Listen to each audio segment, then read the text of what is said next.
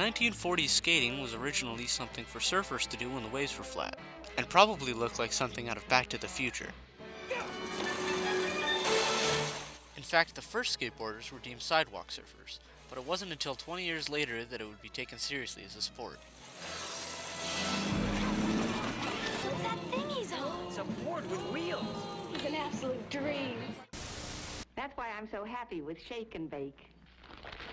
You shake and bake. No frying, so your chicken comes out.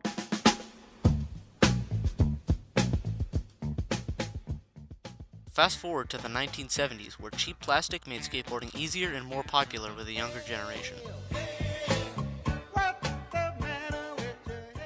In 1976, a drought in California left many pools open and ripe for skating, this being the catalyst for the first urban skateboarders of the 90s and 80s. Groovy isn't anymore, but rad or radical is. Why? That's easy, because groovy is listed in the dictionary, but the slang definition of radical is not. So what do these words mean?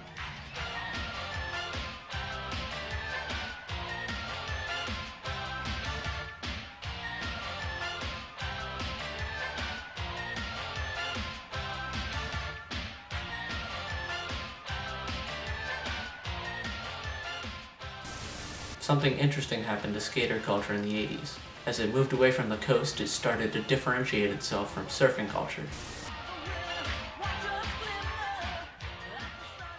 Urban skaters also started to identify as a counterculture with anti-establishment ideas.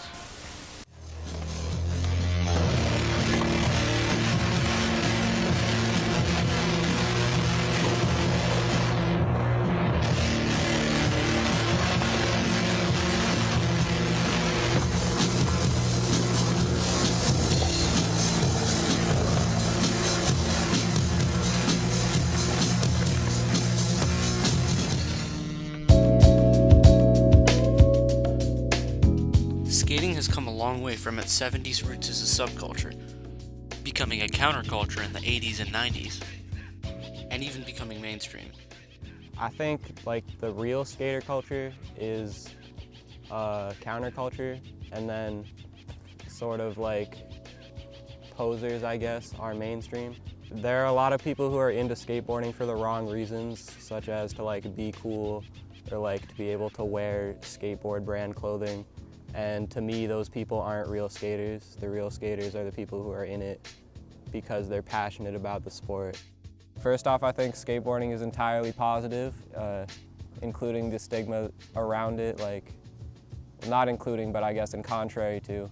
It's definitely a very positive thing. I think everybody who's into it would agree with me. The thing with skater culture is I don't really think it should be acknowledged as its own culture because everybody who's skateboarding is an individual, and they're all definitely different people that you can't categorize into one subgenre. That's all I gotta say about that. Although I think he's wrong about it not being a culture, he makes a good point. Just like everyone else, skaters are people like you and me. So maybe just have a little understanding next time you meet one.